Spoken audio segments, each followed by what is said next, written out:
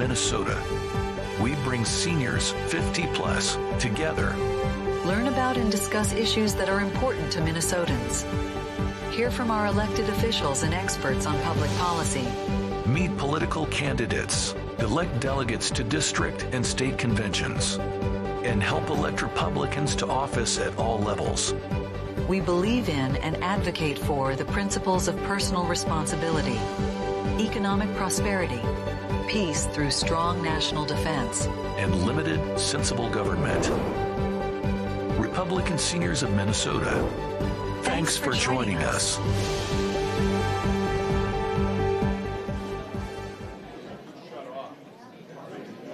Good morning, everyone. And welcome.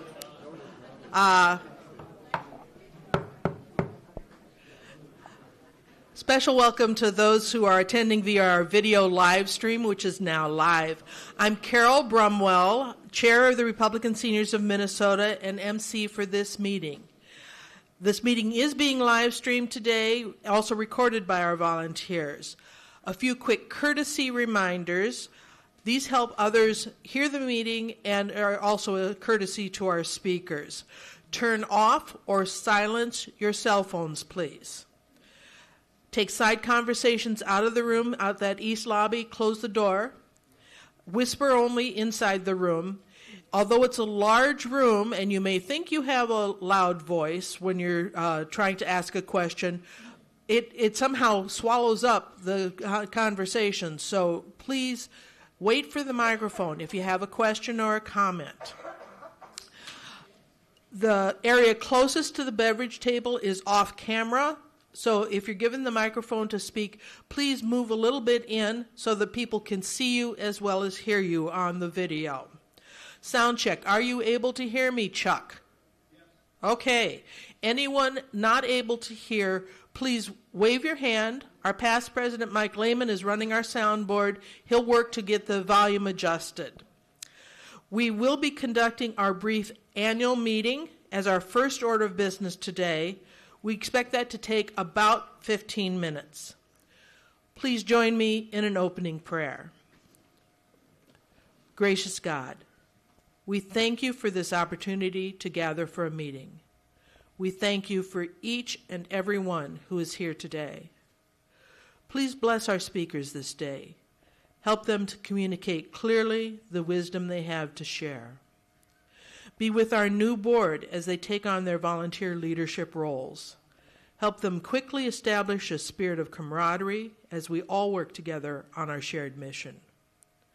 We pray for those in government office, especially our Minnesota legislature.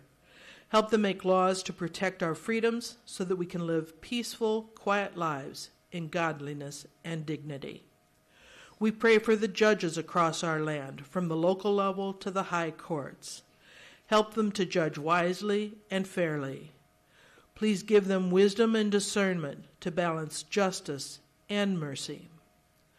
God of peace, help us to see in all others here the gifts they are employing to carry out your will. Amen. We'd like to acknowledge our military and veterans and active or retired police officers and first responders. Will those people please stand?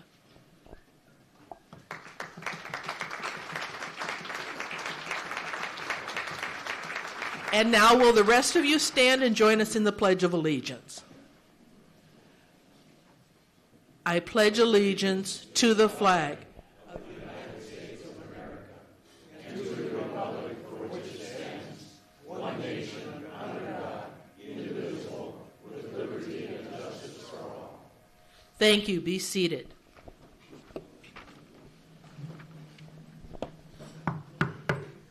I formally call our Republican Seniors of Minnesota annual business meeting to order.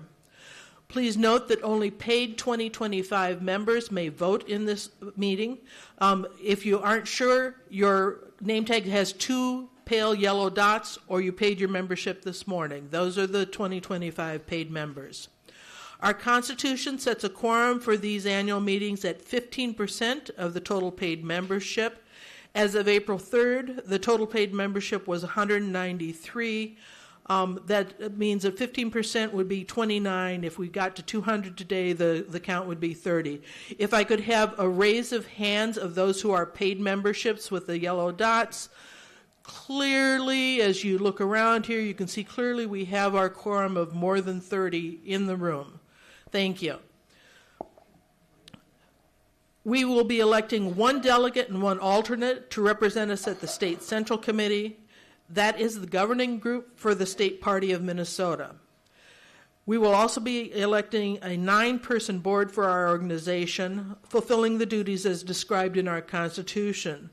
The new board will meet at noon today, and they will establish who will serve as chair, secretary, and the specific director roles. So we will elect 9 people, and they'll arm wrestle back in the room afterwards.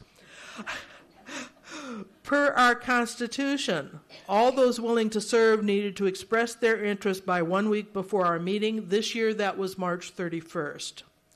I call upon past Chair Mike Lehman, who chaired the nominating committee, to present the candidates. Mike?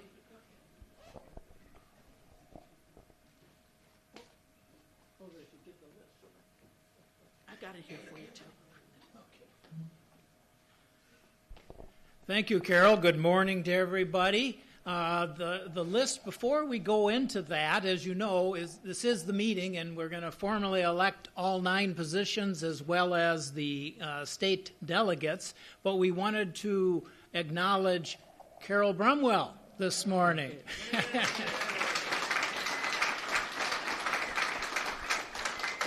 You probably don't realize it, but when the chair comes up here, this is the easy part. Everything's been done by this point, and she just reads through the script, and it goes fairly well. But before that, she has to prepare the script, and she has to prepare for this meeting in many different ways. And she has been probably one of the most organized people we have ever had as our chairperson. And I mean that as a compliment.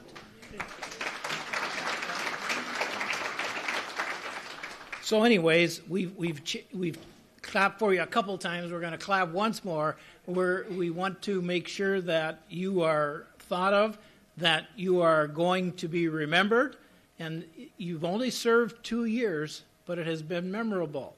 And she wants to continue to be able to travel. She was going to move to North Carolina, I think, wasn't it? North Carolina? Yeah. A year ago, and she stayed on to be the chair. And so we want to thank her for that, as well as she's going to be part of this, but she isn't going to be part of the board anymore. So this is her last official meeting. So anyways, on behalf of everyone, I want to thank you very much.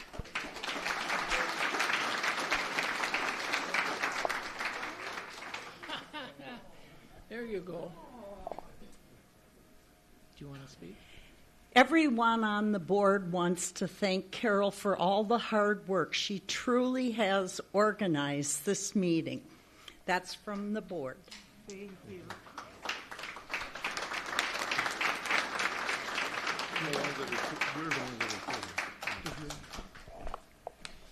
I just wanted to add a little bit to what's already been said about Carol. I don't think we realize, as Mike was saying, how much work goes into being the chair. And we get an agenda for the meetings. After this meeting, we usually have a board meeting. And, you know, I've seen plenty of agendas that are short, but Carol's is never short. Carol has everything, all the details on there. You almost say, hey, we approved the whole thing, you know, and we could go home. But this is just about the way it is. But I also wanted to mention that there's some other people who have done a lot on this board also. Elaine just walked away, Elaine Loesch. She's really very good on that Buzz 36, which the GOP runs. 360, oh yeah. That's how much I know about it, right? And she's served 2 years, but she's not going to serve next time. Myself, I've served 4 years, and then Chuck Johnson has served 6.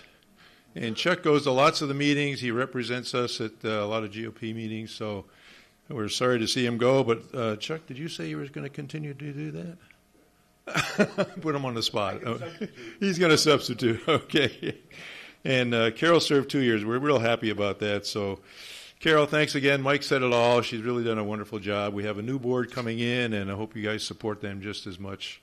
And we also should remember really Sarah Amadin. Some of you know Sarah has been sick. She's not here, and Steve Anderson is the same. So they're not on the board anymore. They left because of medical issues. But we're just happy to have served you guys for 2, 4, or 6 years, and we have a new board, and we're welcoming them in just a minute. You'll vote them all in. Thank you. Thank you. All right, and let's get on with the nominations.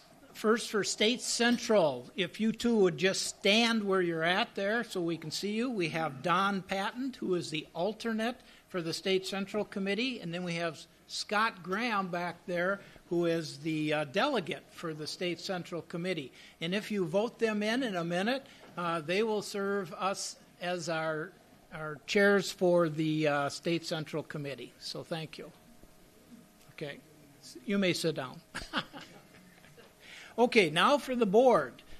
We have 3 people who are on it that would like to run again. That is Scott Graham again. He's there, stand there, and we'll have you be recognized. We have Al Muirhoff, who has served as secretary on the board but doesn't want to continue to do that. I don't know why. But anyways, we'll get him elected again. And we have Greg Schwartz, who has been our treasurer. Greg is in the back. He's raising his hand, but I don't think he's going to stand. He has a physical problem there.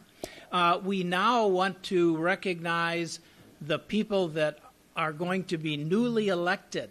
And one of these, I'll do them in alphabetical order. The first is Terrence Flower. Come on up, Terrence. We'd like you up here at the front. Yeah, come on up, and we'll have you. We'll stand up here. And then we have Jay Kaycock. Jay is over here. Jay is coming up. Thank you.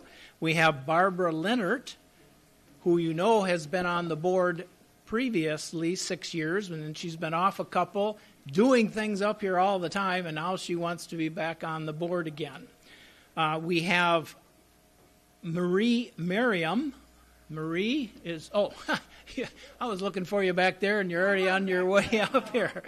Okay, who's new to us, and she came in the last year or so, and he wants to be on the board, and that's good. And then we have Judd Mowry. Judd, come on up. He'll be on the board. And then we have Tom Spitznagel. Did I say that right, Tom? Spitznagel? Okay, good. I always get names wrong. I'm sorry. But, David Hahn, which is it? It's Han, right? I always got his name mixed up. And Tom, I always say Spitznagel, but it's Nagel. Sorry, it's Tom Spitznagel. Okay, so these would be our nominees. Thank you, Mike.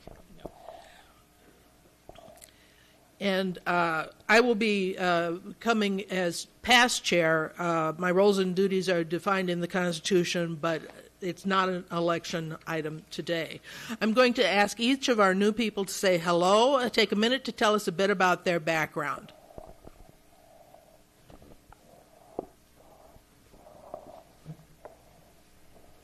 Hi, I'm Marie Merriam. I kind of got taken by surprise. I did volunteer at the first meeting I attended, which was December, so if you don't think I'm a familiar face, that's why. I'm newbie. But anyway, I did some work, and, when you got a fish on the line, you try and reel them in. So anyway, I live in Bloomington. I was raised by a Republican and a Democrat, so I have, a compassion for both, but fiscal responsibility is one of my bugaboos, and that's why I'm here to help what I can do to get Minnesota electing people who will be responsible with our tax dollars. Well, first of all, my name is Terry Flower. Just use Terry instead of Terrence up there. It's spelled wrong anyway. No, good. But I'd like to tell you a little bit about myself. But first of all, I want to thank you all for coming this morning, because you're part of the process. part of the process that keeps America as being that shining city sitting on the hill and our last best hope on earth. And you know that it's right when I say that. You've been there. You've been involved, and you made it this far, and we wanted this place to be good for our kids and for our grandkids. I could go on and on about that, but I do believe in what I call the flour sourdough process. Sourdough is made from water and yeast and some flour. And mixed together, it begins to ferment and make some good dough for making bread. But when I even know some people who actually name this because it breeds after a while. That their sourdough has names. But the sourdough, when you take some dough out and you make bread, you got to put some back in, or eventually it dies away. And same thing with the political process here. You have to, when you take some out, we've all taken a lot out of living here and living in America, but we have to put something back, and that means our time and effort, and that's really important. Now, Linda said she would not talk to me again if I didn't tell you who I am.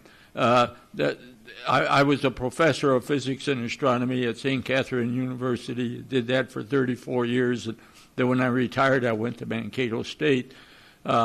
I used to be an Air Force pilot. I taught pilots how to fly fighter type aircraft, and that was just an awful lot of fun.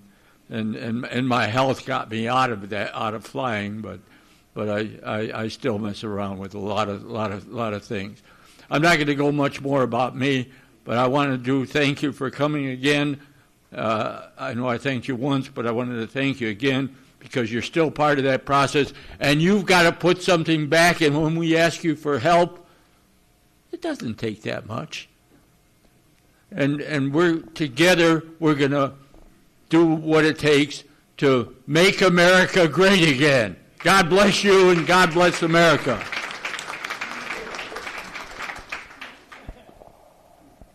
Yeah, I'm Barbara Leonard, and many of you probably remember I used to be on the board for 6 years. I'm a wife, a mother, a grandmother. My career path included accounting and marketing, and I spent 9 years at the state Republican Party as their office manager. So I've been around. Mostly what I do for the Republican seniors right now is manage social media. And just a quick update, on Facebook we currently have 1,399 followers. Our average post engagement is about 700 people that see the posts I put up every month. And then I also manage a Twitter or X account for us, and we have 849 followers on Twitter. So that's what I do, and I want to continue helping with that.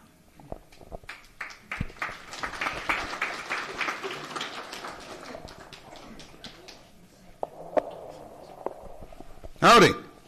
My name is J.K. Cook, and I spent 30 years about one block that way at the Toro Company.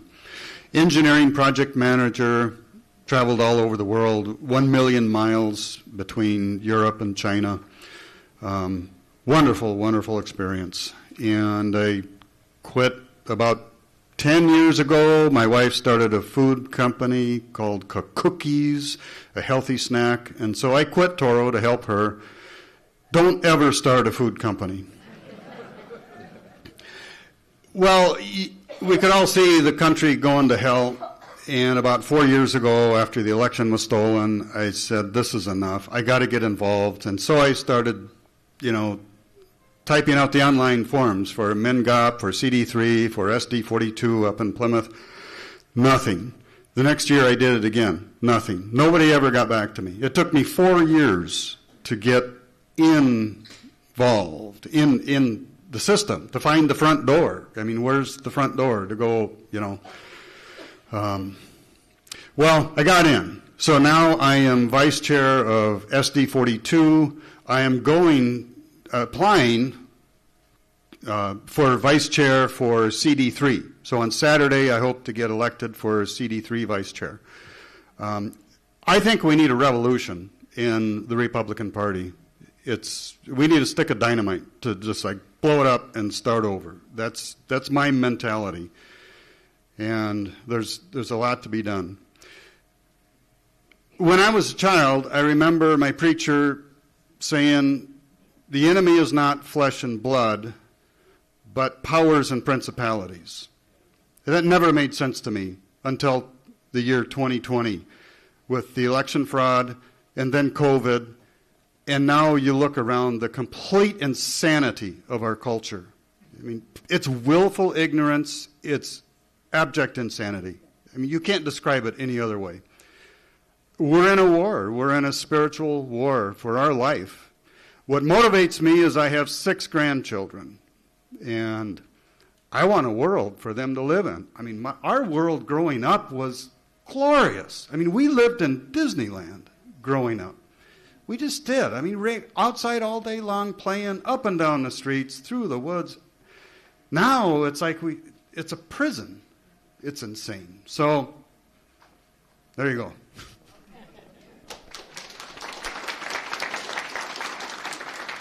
Good morning, everyone.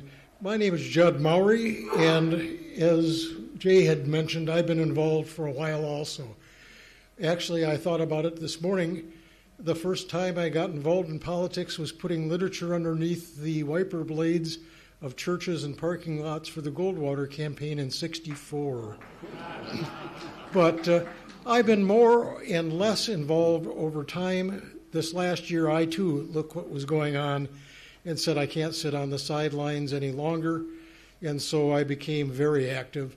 10 days ago, I was elected the deputy chair in CD6, and so I'm going to be touring all of their BPOUs. I've been doing that for the last year or so, and I'm going to try to build the base so that we expand the conservative Republicans out there fighting against the cultural war that we're in.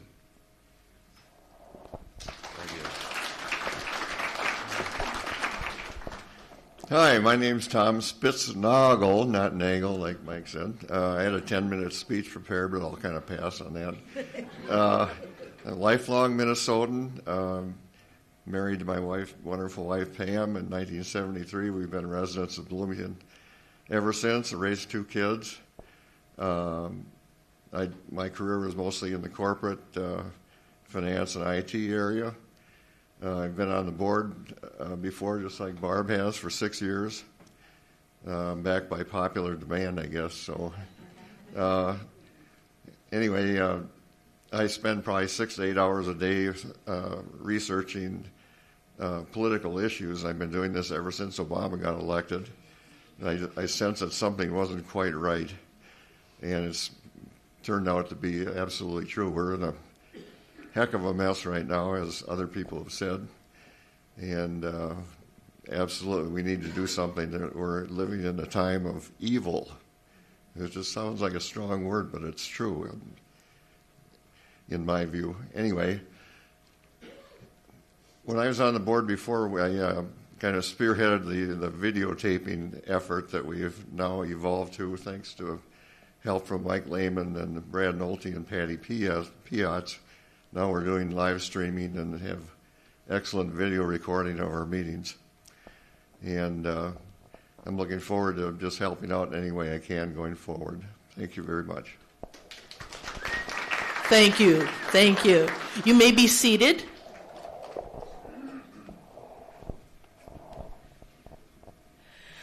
I note that our Constitution requires written ballots only for contested elections. There being no contested positions, I'm going to ask for approval by acclamation. All in favor of electing our State Central Delegate Scott Graham and alternate Colonel Don Patton indicate by saying aye. Aye. Opposed, no. Thank you. We have elected our State Central Delegate and alternate. All in favor of electing our 9 candidates for board of the Republican Seniors of Minnesota indicate by saying aye. Aye. Opposed, no. Thank you. We have now elected our board. Congratulations to our delegate, alternate, and new board. May I have a motion to adjourn the meeting, please? So moved. Thank you. Second? Second. All in favor, aye? Aye. Thank you. Our meeting is now closed. On with the rest of our program. Our announced featured speaker, Steve Hunnigs, Executive Director of the Jewish Community Relationship Council, notified us over the weekend that he would not be available to speak today. I'm very sorry that that has happened. We will work with him to get him rescheduled sometime in the August through November time frame. And he regrets that he wasn't able to be here. We will work to get him rescheduled. We are fortunate that our Colonel Don Patton has a presentation for us on Minnesota in World War II. And so Don will be our featured speaker today, and we'll call on him in a few minutes. Thank you. If you have a brief 30-second announcement you'd like to make, I will have time at the very end of the meeting, just before the door prize drawing, and we'll call on you to make those announcements at the end. You're welcome to stay in the room for conversation. We have the room until noon. Thank you, as we said, to each of our retiring board members who served for the past 2 years. Each has agreed to brief the incoming board, be supportive of them, assist when necessary, and I am so grateful for their support during the transition. A huge thank you to our services chair for past chair from Mike Lehman. You know, Mike served as board chair for 6 years. He was on the board before that. He's continued to be enormously helpful during these past 2 years. And thank you again, Mike, for that service.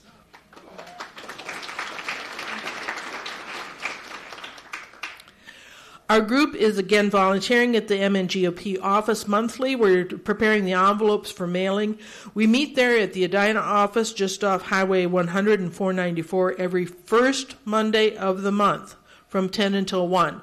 Come when you can, leave when you need to. Our next session is May 1st. I will continue to coordinate that, and I'll send out a monthly reminder to those people who want to receive it. If you'd like to receive a monthly reminder about 3 days before those sessions, sign up here, give me your email, I'll send out a note to you. On March 24th, our Republican seniors served as greeters and hosts for a very successful state party MNGOP meet and greet fundraiser and happy hour at the North Star Tavern. Those of you who attended know that the room was quite crowded. I think we exceeded legal capacity, but we left the door open, so we're okay. Chairman Alex Plekish attended. He spoke. He indicated that he does plan to attend our meetings quarterly, or more often, if his schedule permits. He's, as you know, a very much in-demand person, and so I don't expect to see him here every month, but I'm very happy that he is receptive. He knows about Republican seniors, very complimentary of our organization. And in that room, we had great conversations. I have to tell you, I was impressed with meeting some new people and their excitement about volunteering for Republicans. And now, our featured speaker is today Colonel Don Patton. He'll speak with us about Minnesota and World War II. He served on our board for 6 years and then continued on as our speaker's chair, and so he is a longtime volunteer with Republican seniors. He arranges for varied and very interesting speakers, ones you don't hear every day. But that's just in the most recent years of his extraordinary life of service and leadership. He served for 30 years in the U.S. Army. He was commander of 407 Civil Affairs. He served as a commander for 13 years during his time. Along with Dr. Harold Deutsch, he organized the World War II History Roundtable, which is continuing to provide information to all about World War II. He educates on World War II veteran experiences. During service, he received 5 Meritorious Service Medals. He received the Minnesota Volunteer Service Award, and in 2022, he received the Fox Ultimate Patriot Award. Please join me in welcoming Colonel Don Patton.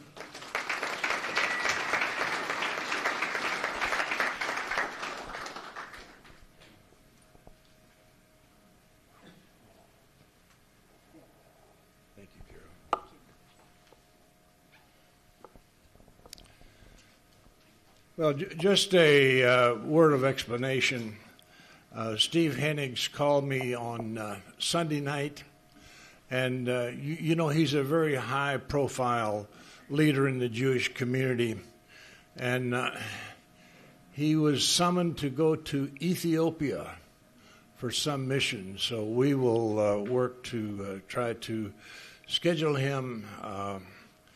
As you know, we had Tom Hansen a couple of programs ago talking about the world politics and the uproar, and one of the exclusions that I asked, although Tom didn't listen to me, but he did talk about the Middle East, but we've got a lot of turmoil going on in the world, and sometimes it's good to get it firsthand from people that know. Yes, 1987, Dr. Harold Deutsch and I formed the World War II History Roundtable. Did anybody in the audience have Harold Deutsch at the University of Minnesota? Well, just a note, Harold came to Minnesota in 1929 as a Napoleonic scholar. He was in the OSS during World War II. He interrogated all of the Nazi leadership at Nuremberg, except for Goering, who took the cyanide pill before he got that opportunity. I took Harold's World War II history course, which I think was in great demand and a great privilege for those of us that were able to get in. When I was selected to attend the Army War College in Carlisle in 84, 85, Harold was on the faculty there. We came back to Minnesota and said, we see a need for teaching World War II history. And so we started in 1987. We're ending up our 38th year of doing that. Harold died in 1995, so I have continued on from there. But some of the things that people are not aware. I mean, we're not on the East Coast, not on the West Coast, but Minnesota played a great part in World War II. And I was talking about it earlier. Are any of you aware of the USS Ward? Anybody?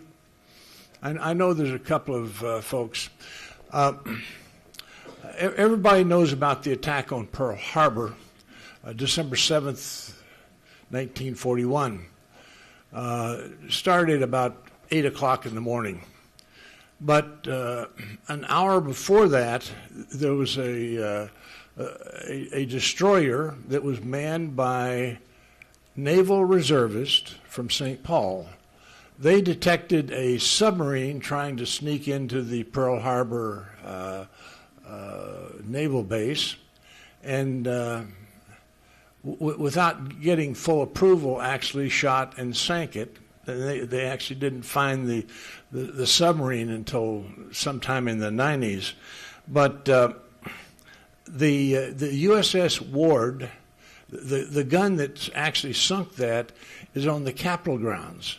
So if you go over to St. Paul at the Veteran Service Building at the West End, you'll see a rusting naval gun that's in the process of being moved up to the new museum, and I think the suggestion's been made. There's a new museum being built up at Camp Ripley. It has some of your tax dollars involved in it, and we'll talk more about that as it nears completion in 2026. But the gun that sunk that submarine is on the Capitol grounds, and there's an effort to try to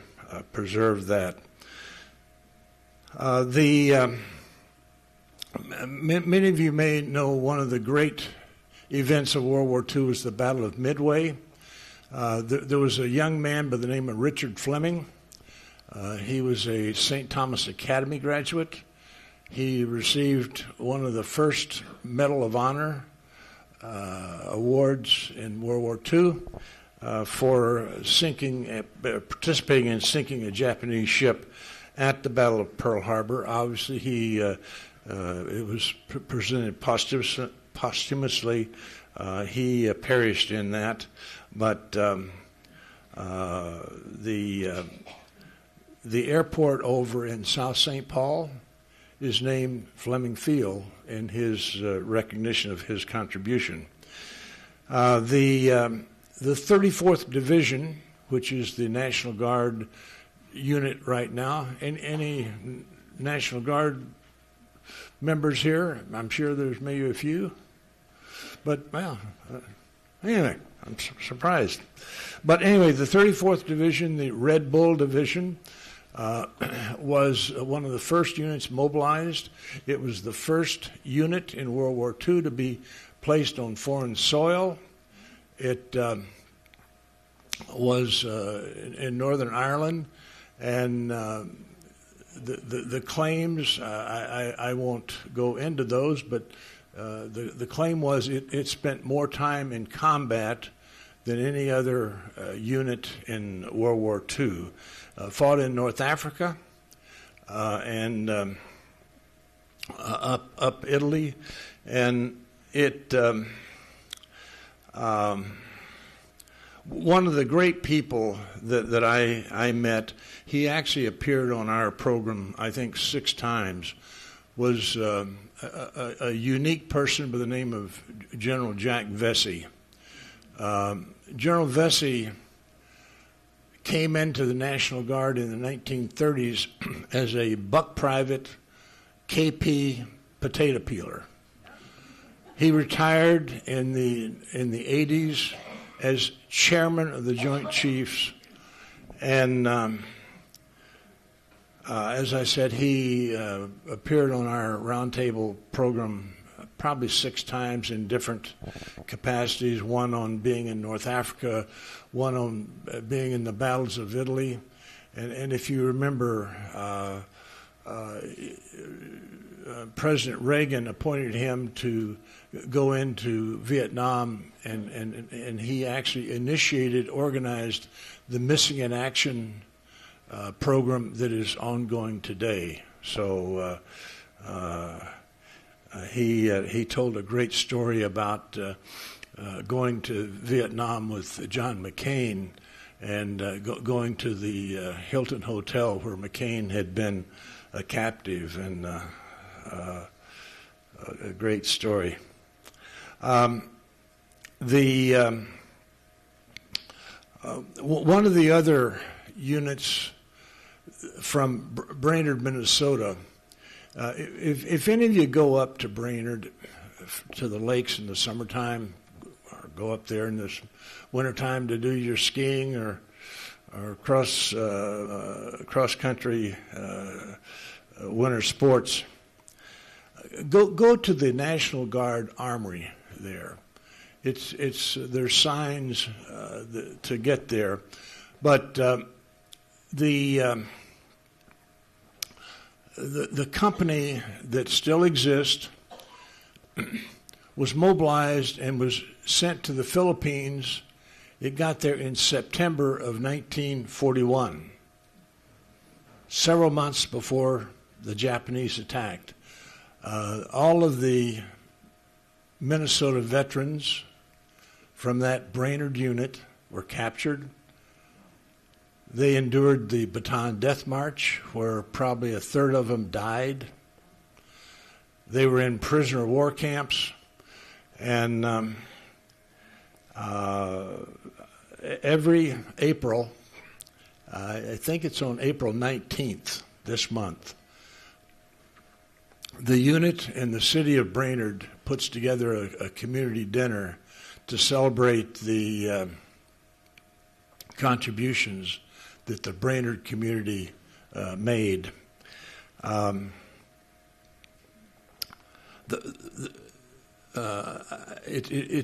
I guess it was pre-COVID, but the last survivor of that Patton death march, prisoner of war camp, and the horrible atrocities that were inflicted on those veterans, of a gentleman by the name of Walter Straka, his pictures on my phone, died at 103. And it's amazing that after going through all those terrible experiences that he still lived. But interesting guy, very positive attitude. Many of you may know the name Harold Stassen. Ran for governor a few times. Harold Stassen was a remarkable person. I had him speak twice at our roundtable, and Harold Stassen gave up the governorship of the state to become the administrative officer on the staff of Admiral Halsey. And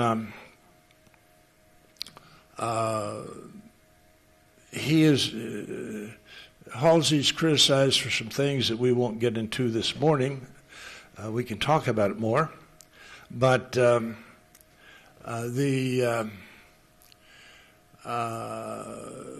Halsey was a great leader in World War II and a great naval commander.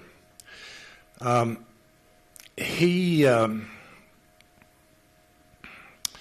he was still governor, you remember at the beginning of the war, they rounded up a lot of the Japanese on the West Coast and moved them into confinement camps.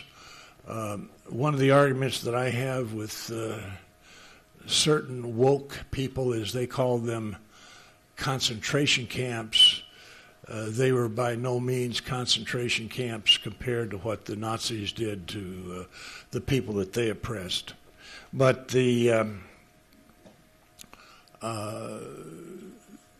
Stassen went to Washington as a Republican. He was a great friend of FDR, a Democrat, and agreed to move the Japanese language school from California to Camp Savage, Minnesota. Any people from Savage here? There's a marker. The last building was just torn down in Savage, but the language school was moved to an abandoned CCC camp. In the 30s, as a part of the Depression, they established CCC camps, civilian conservation camps, to get people employed. But it was abandoned. Stassen moved the language school there and was there until 45. If you go out to Fort Snelling today and go to the visitor center of the Minnesota Historical Society, that is where the language school moved from Camp Savage in 1945. One of the gentlemen that I served with, a fellow named Ed Nakasone, Bud Nakasone, he actually came here and attended the language school in that building. After the war, it did move back to California. Another prominent thing that lasts into our military today is the Rangers. Many people know that they do special operations.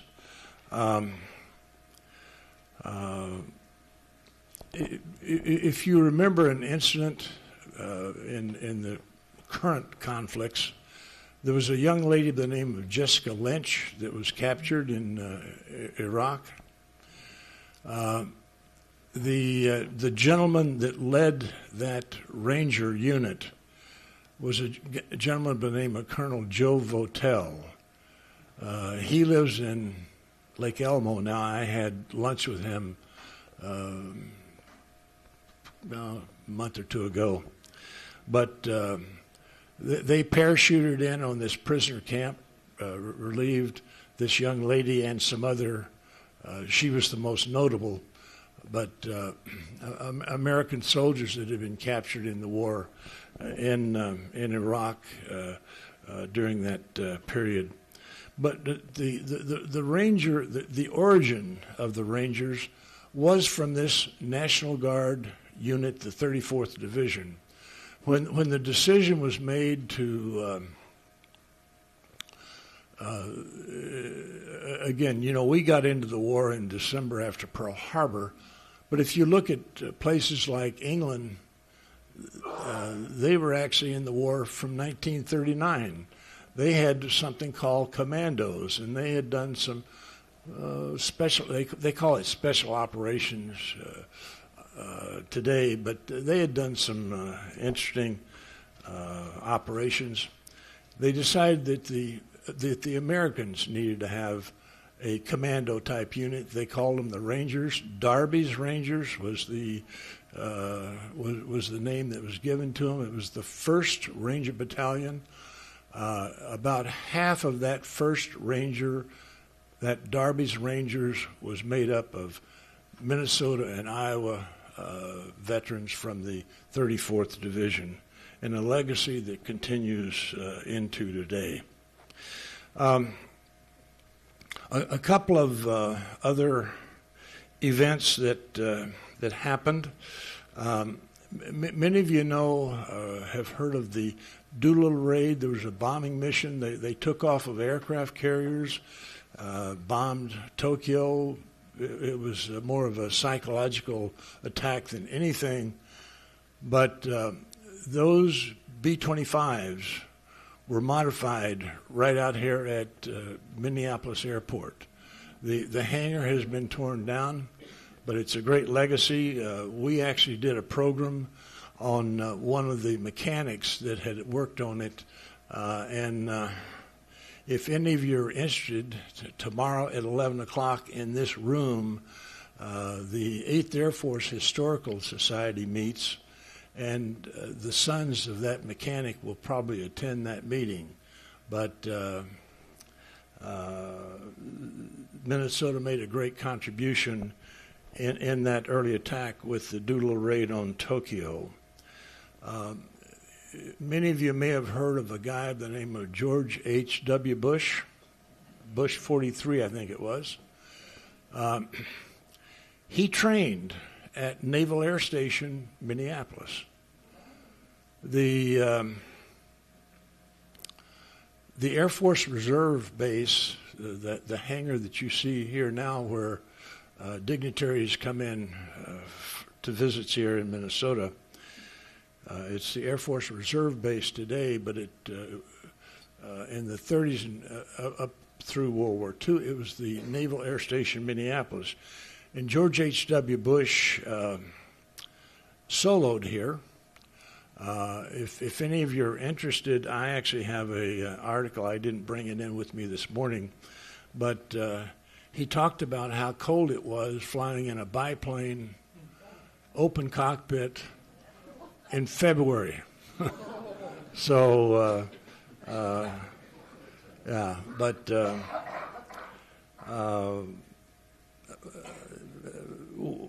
with some pride, we contributed to that. Another thing that happened at the airport, again, the Doolittle B-25s modified the naval training base, and but Minnesota was the 2nd largest manufacturer of gliders in World War II. It was a unique business model, and this weekend, the Minnesota Aviation Hall of Fame. Are you going, Terry? I'll see you there. We have nominated the guy, obviously long deceased, that started the operation, but he put together 2 companies. Some of the people that built gliders, Ford Motor Company converted its. They made something called a Woody station wagon. Ford Motor Company converted its Woody station wagon line up in the Upper Peninsula of Michigan to build gliders. They actually built the most gliders of World War II. I think it was something over 3,000.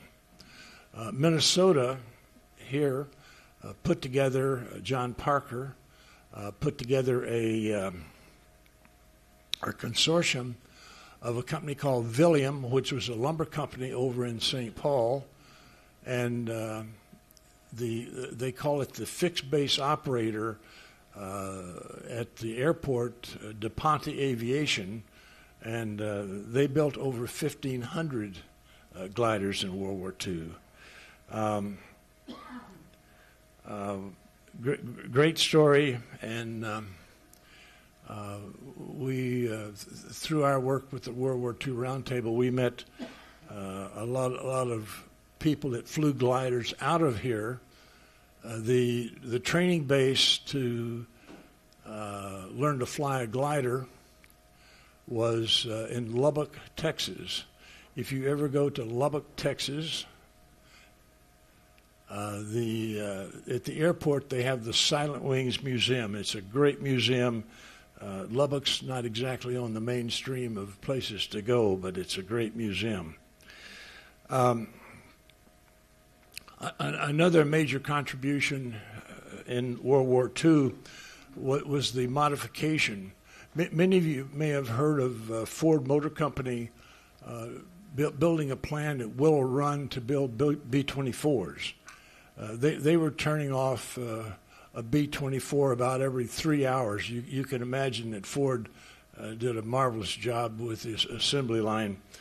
But all they did was make the just kind of the standard B-24s. Depending on where they went, desert, cold weather, whatever, they had to have other things put in them. We used to have a major defense contractor here in the Twin Cities called Honeywell. Honeywell made things that went into the B-24s. If you go over to the downtown airport in St. Paul, if you look over by the river, you'll see a couple of huge Quonset huts. That was it was called the Modification Center. It was operated by a group from Northwest Airlines, and what they did is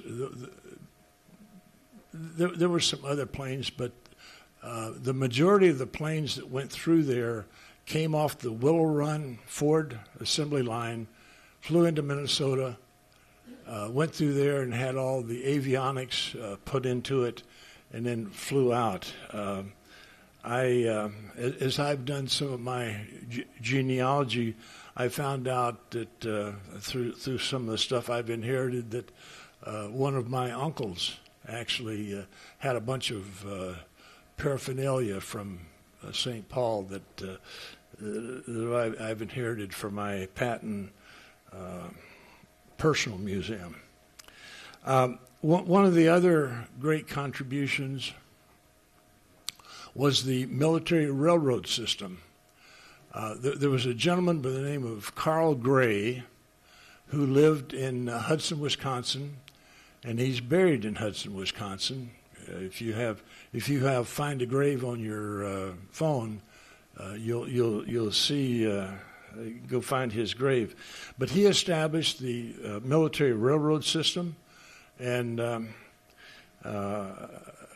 we could do a whole program on that, just the aspect of how they worked with the civilian railroads companies and built that.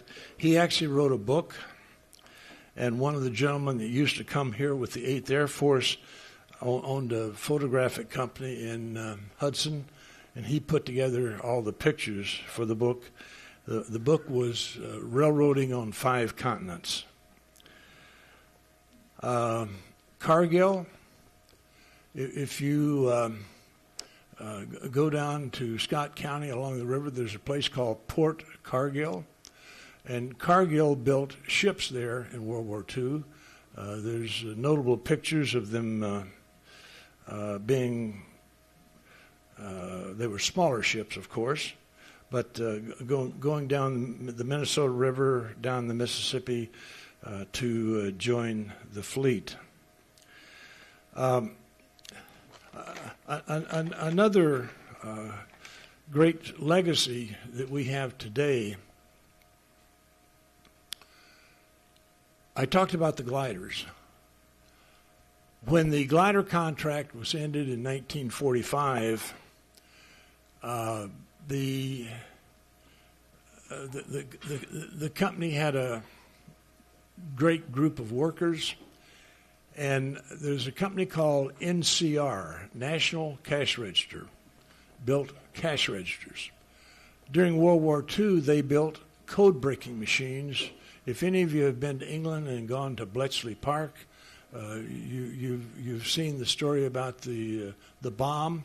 They were building bombs here in the States for our own code breaking that doesn't get enough publicity.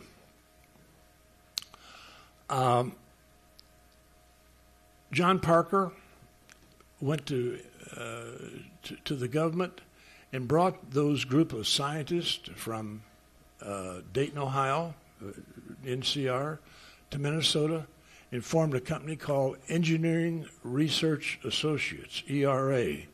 They built a memory system. One of the people that came along with that was a guy named Bill Norris, if you know that name, started Control Data, and a gentleman named Engstrom. But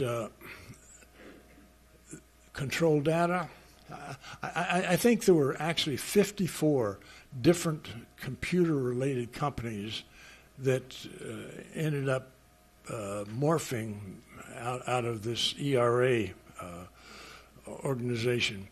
Univac was one. If you know, they had a huge presence in St. Paul. We don't have any of those computer companies here anymore, but most of the engineers from those computer companies went over and formed a company called Medtronic. So the dominoes fell from gliders to computers to the medical device company, and you know, we've, between Boston Scientific, which was, I think previously was cardiac pacemakers, but we've had a lot of medical device companies that had their origins with the glider operation here in Minnesota from World War II. Just very quickly, some of the companies that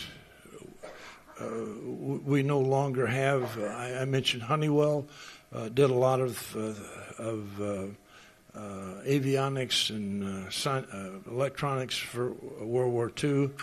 There was an arsenal up in along the river in North Minneapolis that built naval guns. A company in Hastings by the name of Smead. If you go to Office Products company, there was a day where we had something called 201 files.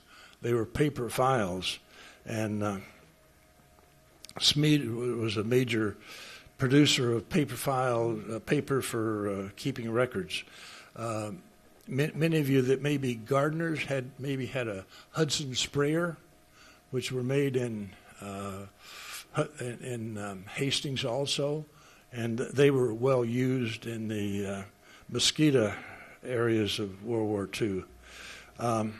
And General Mills actually established, you know, the great thing, and keying off of what Terry said, World War II, the nation was behind a patriotic effort. And I hope with all the dissension we have today that something will come out of the events that are happening that will bring us back to at least a greater patriotic national support base than we see today. But one that I can't go by without mentioning is Hormel. They produce something called Spam. And one of the tours that I organized that went to Russia, in Moscow, in the Russian Military Museum in Moscow, there's cans of Spam. And as you know, during World War II, we provided lots of trucks and planes, but we provided lots of Spam from Austin, Minnesota. So, again, just a few words on our roundtable. We're in our 38th year. I'm planning year 39. Right now, I've got that just about finished. We meet on the second Tuesday. We actually have a program tonight, and it's going to be on the 11th Airborne. It's at the Minnesota History Center. In an effort to try to fill the gap of history not being taught in our schools, especially anything related to military history. We've started a student outreach. It starts at 5:45. And one of the things in planning the programs that I always try to do is to have a veteran.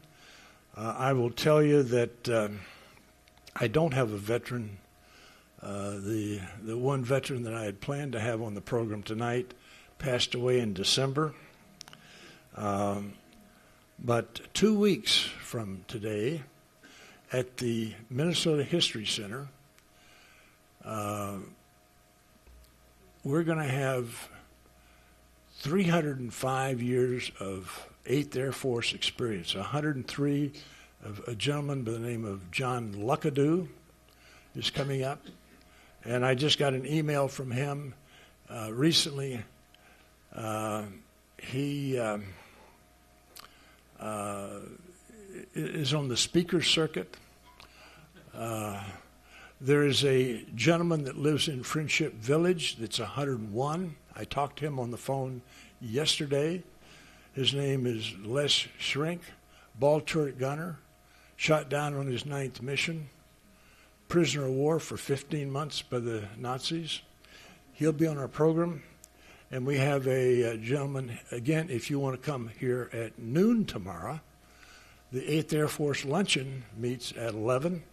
And we'll have a gentleman by the name of Jim Rasmussen, who's 101, who's a navigator. So there are still some of these heroes from World War II that were able to pull together to speak and to pay tribute to the lasting contribution that they've made to our country. A couple of things that are in the mill. There's a new military museum that's being built up at Camp Ripley. It's due to open next year. Keep your eyes open for that. It's going to be a great attraction, and I hope a magnet for building patriotism. One of the other things that we do is the Roundtable. The Stillwater has a veterans cruise on the St. Croix in August.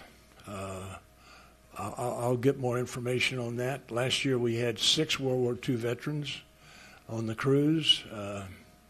3 of them have died since that cruise in August. But I've located a couple more, so we'll hopefully add to that. But Minnesota made great contributions in World War II. The 34th Division, the current unit, is making unbelievable deployments all over the world today. If you recall the withdrawal that happened in Afghanistan, where we had 13 veterans killed. There were representatives of the 34th Divisions. They're part of that abandonment of Afghanistan. So anyway, but I will stop there. Again, thank you for letting me talk about our roundtable. Thank you for letting me talk about the contributions of our state to Minnesota in World War II. I'll be here, and I'll turn it back to Carol. Thank you. Thank you, Don. We do have a few minutes available for questions if you're willing to take them, Don. Okay. Someone have a question about World War II and Minnesota's contributions? I have one, if you don't mind. I've read about a munitions factory or establishment down north of Rochester, between Rochester and here. It's actually in Rosemont. Arden Hills, up along 35 in North Metro, was a huge ammunition manufacturing plant. Obviously, these things take a while to build.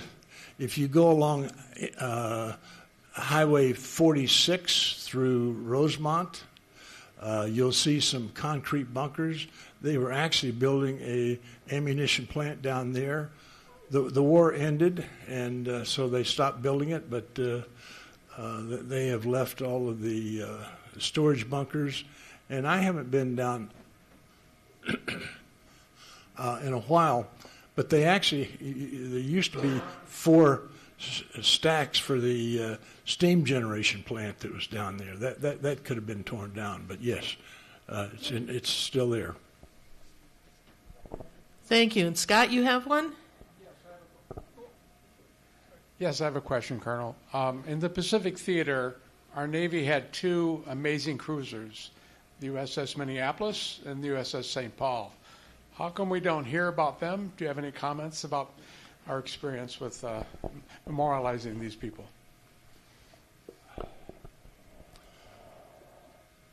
I have to confess, I'm an Army guy. I'm not. I have a vacuum with Navy history. I have a little bit to brag about. My son graduated from the Air Force Academy as Terry did. A little difference in years, but my son was the first Air Force unit flying over Afghanistan after 9/11, and was awarded 2 Distinguished Flying Crosses, so pretty rare.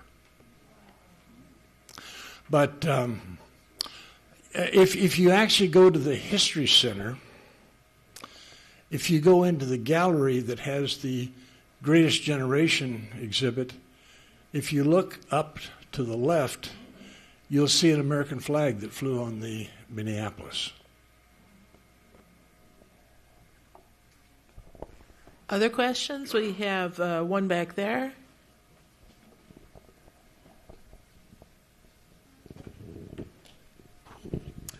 Hi, Kim Rich from Edina. My father served in the Philippines. He was an Army guy, and in the New Guinea, I believe. And he didn't talk about it much, but is there a way that we could retrace his footsteps through his service? I don't know anything about it. Give me a note with his unit, and I'll see if I can help you with that. Yeah. No, that's a great point, and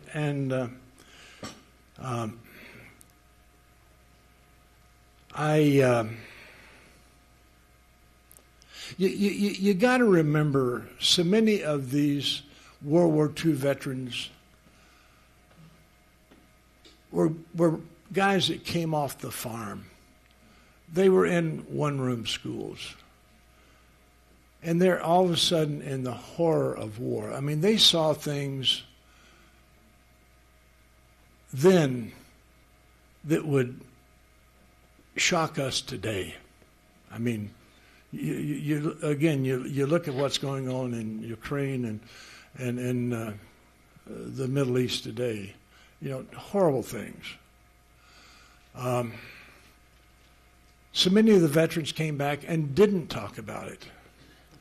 That's actually been one of the motivating factors for me as I get up into my senior years to continue to run this roundtable is to teach the history. I have to brag a little bit. We expect 250 people at our programs today, so we've developed a following by having great speakers. But the program, a little advertisement, the program this evening is about the 11th Airborne that fought through the Philippines and part of the occupation in Japan. So that might be a resource, but look into it. The veterans didn't talk about their experiences. They suppressed them. We hear about PTSD today. They called it shell shock in those days, but the profile that I've seen is a son was more likely to have a conversation, especially if the son had had military experience. The sad thing is there was not a lot of communication between the veterans and the female daughters. It's one of those sad things, but that's just the way it was. Yeah. Yeah. This isn't exactly a question, but I don't know if many people have been to northern Minnesota where they have the iron mines, but I was there about a dozen years ago and went down the elevator. It's 2 miles. But anyway, I was always impressed because they said that 70 to 80% of the steel for the ships and the planes and the tanks came from those mines, which was very impressive. And those miners worked night and day. Now that's a great point. In fact, another trip, if you go up to Duluth, Duluth had a shipbuilding operation for World War II, as did Savage. If you go over to Manitowoc, Wisconsin, they built submarines. Another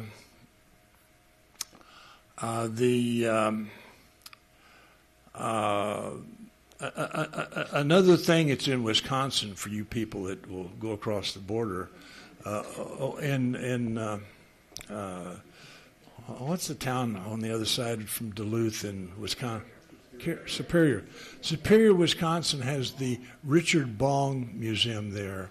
They have a P-38 beautifully restored, and that's a great attraction. Again, if any of you are interested in railroads, they have a wonderful railroad museum there in Duluth. So, yeah.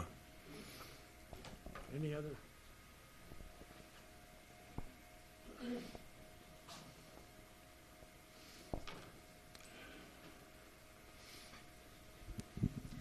Hi, I'm Mary from Minneapolis. We were just wondering, a place we used to camp up north, one of the roads is prisoner of war roads, and I think there were German prisoners here that were held during World War II. Do you know anything about that?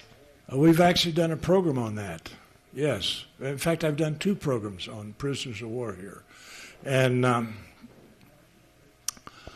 the regional headquarters for the prisoner of war was actually down in Iowa.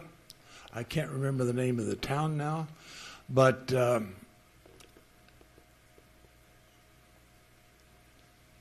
if you were a prisoner of war, would you rather be working on a farm in the United States or being shot at on a battlefield?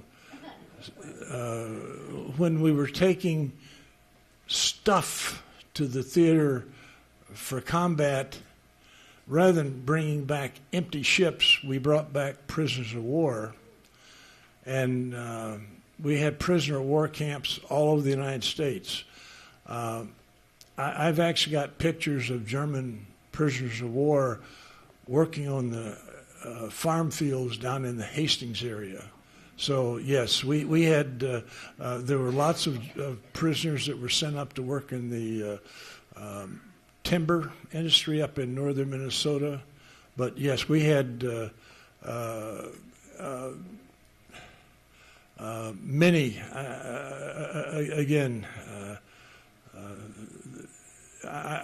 somewhere I can find my list of the headquarters down in Iowa, but it's again a volunteer organization, but they've got lots of data for you if you're interested.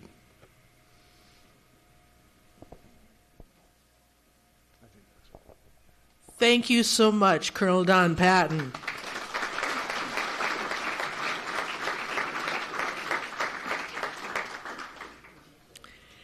In closing, our next meeting is May 13th. Our featured speaker will be author and historian Chuck Chalberg. He'll be speaking about Teddy Roosevelt, as president. You know, Teddy's motto was speak softly and carry a big stick, and he'll be contrasting that with Donald Trump's style, which is maybe speak loudly and carry a big stick. Are there guests or first-time visitors who would like to tell us just briefly your name and town? Guests and first-time visitors? Raise a hand. We got one back there. We got one over here. We got one over here. So we'll have this one first. Again, Kim Rich. I'm from Edina. I've heard about you guys for a couple of years, and my wife works, but her day off is Tuesday. Ah. So typically I'm driving her around, and but today she had another ride, so I was able to join you. Thank you. Happy to see you, Kim. And here? Yes, I'm Jean, and this is Arnie Odify, and we currently live in Savage. So some of this history was, we recognize it. But I claim from being from Iowa. I know the jokes go both ways. And Arnie is from South Dakota. Want to say anything? Yeah, I'm Arnie. I'm a Korean veteran, War veteran. Thank you. And spent my time in the Philippine Islands. Okay. Thank you. Over here? Hi. Karen Nordstrom. Hello, Jean. Jean? It's me. We both aged a bit since we last saw each other. But we still have our white hair. Yeah. Karen Nordstrom. I've got recollection of, I wasn't living at the time. My dad was in World War I. He was born in 1899. I was a late accident, afterthought, what they thought. But I remember I was a student in nursing program at St. Olaf, and I offered to go into either the Army or the Navy program of nursing, and they would pay for 2 years of my college. Right away, he said, no, I will pay for your education. I don't want you to do that. And I have a feeling it was because of his experiences during World War I. Yeah, good man. And I'm a former city council member of Bloomington, by the way. Lived in Bloomington for a long time. Do we have other guests or first-time visitors who want to tell us your name and town? Thank you. I'm Rob Harris. I live in Eden Prairie. Moved out there in 1979, University of Minnesota grad. And originally from Roseau, which is up on the Canadian border. And some of the guests, some of the members invited me along. And I just have to say, Don, it was so a thrill to hear the history and the emotion amongst the veterans. And this is a new life for the GOP. And I think the strength of the board of directors and the directors that were elected today are humbling. I'm very humbled to be in your presence. Thank you. Thank you so much. Appreciate you coming to visit us. Do we have any other guests or first-time visitors who want to announce? All right. I have some additional events announcements up here at the podium. If you hear something that interests you, come take a picture of it with your phone so you've got the information, and so it's left here for others to also see. Tomorrow evening, April 9th, the MNGOP Elephant Club will host a happy hour starting at 5 at the Edina Country Club. Guest tickets are $75. Featured speaker will be the Minnesota Senate Minority Leader, Mark Johnson. The congressional districts are holding their conventions. CD1 was March 15th. CD6 and CD7 held theirs on March 29th. CD4 held theirs last weekend on April 5th. CD5 is this Thursday, April 10th. CD2, CD3 are coming up this weekend, April 12th. The last one is CD8's, and that is coming up in Brainerd on May 3rd. For the Brainerd one, they announced on their website, guests welcome. So if you'd like to spend a weekend with Republicans, they've got events on Friday night. You can go to Friday night and Saturday. You go to the Saturday convention as a guest. It should be a very interesting convention. Most conventions are electing district executive officers and delegates to the state central committee. If you'll be attending your CD convention, please take our brochures, hand them to anyone who looks to be over 50. If you happen to hit a younger person, tell them to give it to their parents. Other information, events tonight in Apple Valley, Senate District 56 is hosting Pints and Politics starting at 5:30 at Bogart's. Pam Altendorf from District 20A will be attending and talking about the current representative session, House session.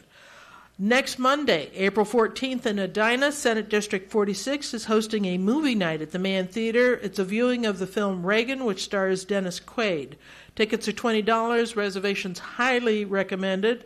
Showtime is 6:30.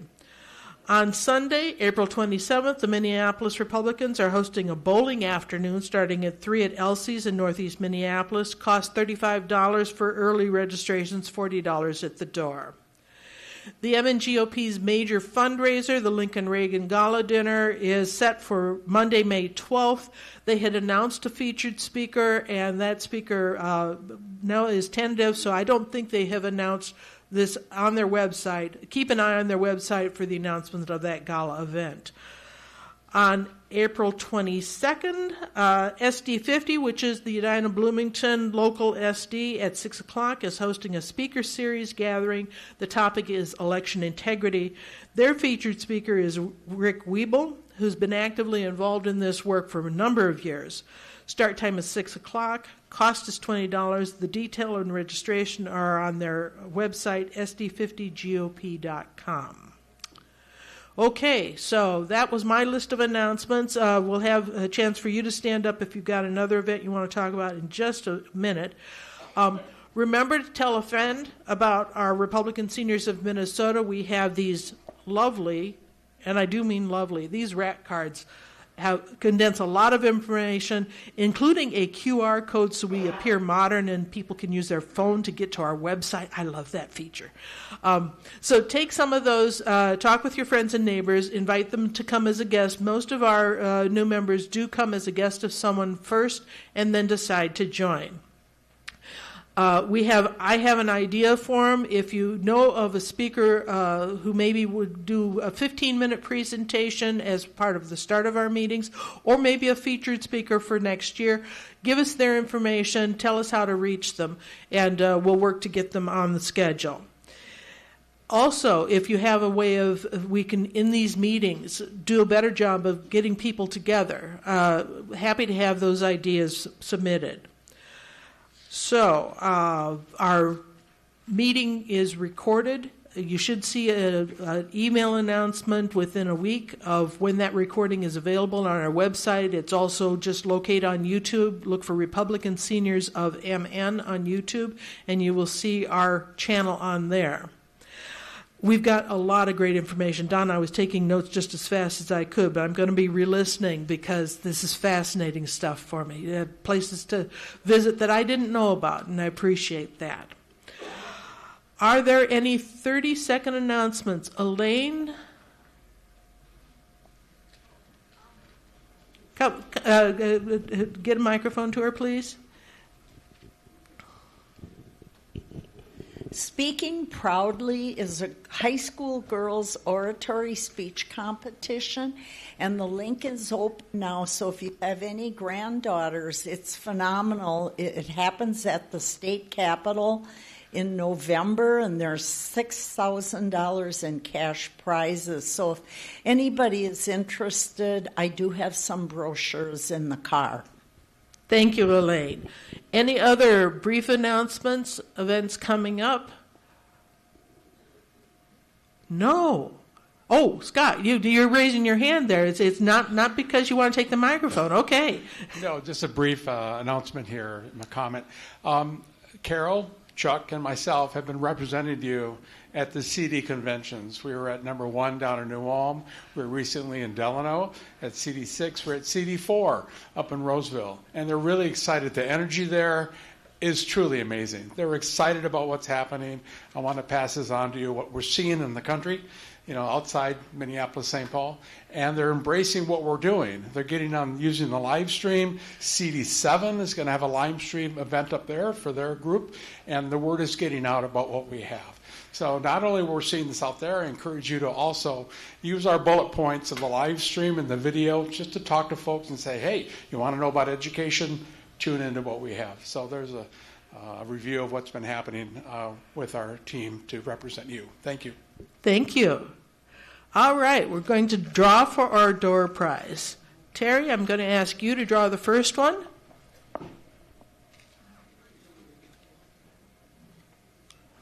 Get out your little red tickets, people. If your ticket ends in 0781, I have a door prize for you. 0781.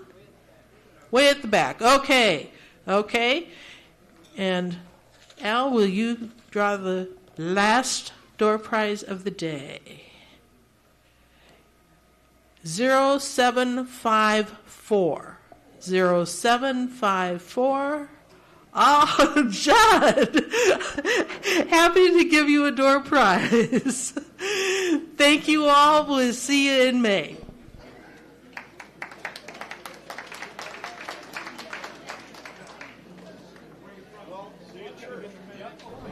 Republican Seniors of Minnesota.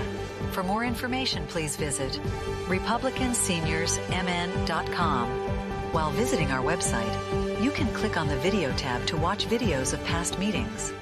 Also, look for other tabs that bring you to our live player and other special video programs. Or on YouTube, search for Republican Seniors of Minnesota.